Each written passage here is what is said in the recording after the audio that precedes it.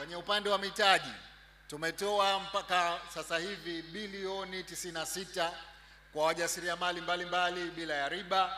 Lengo na madhumuni ni kuongeza fungu hilo maradufu mwakani katika miaka ijayo, ili tuwafikie wale wote ambao hatukuwafikia katika awamu hii.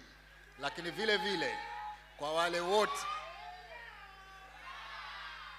wale wote ambao wameweza kurejesha mikopo ile, tutawapa awamu ya pili kiwango kilichokuwa kikubwa zaidi ili biashara zao zikue zaidi.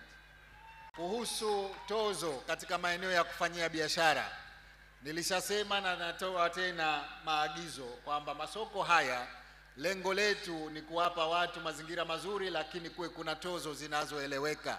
Isiwe mradi tozo kila siku zinakuja mpya. Kwa hiyo tozo iwe moja kwa mwezi, ambayo ndani yake kuwe kuna fedha kidogo ya usafi ili tuendelee kuyaweka katika usafi, lakini isiwe zile tozo za kila siku. Kwa hivyo hili tutalisimamia ili tozo hizi ziwe rafiki zaidi.